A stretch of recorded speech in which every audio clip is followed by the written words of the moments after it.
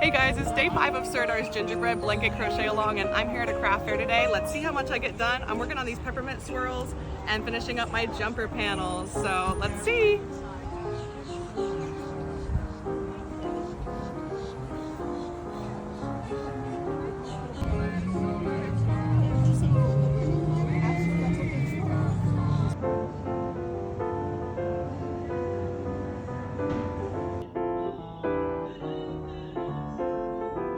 Oh my gosh, day 6 has been more like week 6. It has taken me so long to get through what I thought I was going to be able to do in a day just because I've got so much going on. I had a market, I'm having some tooth pain, I'm having oral surgery in a couple days, but I'm trying to catch up. So here we are. I've got my jumper panels done with their candy cane stripes in red and white, and then I've got the same panels done with candy cane stripes in pink. And this color combination is giving I'm a Barbie girl in a Barbie world.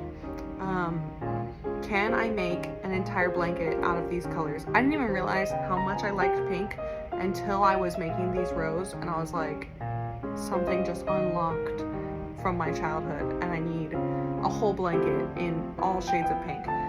So that's that. And then I've already finished these. I made at the market this Saturday, and guys, I wove in all my ends. It took a whole afternoon, but look at the back of my work.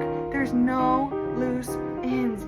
Look how many ends I literally did in one day. Don't do what I did, guys. Weave in your ends as you go, because this was a rare form of torture, and I'm not even done with the blanket yet. Can you imagine if I had left them until the end?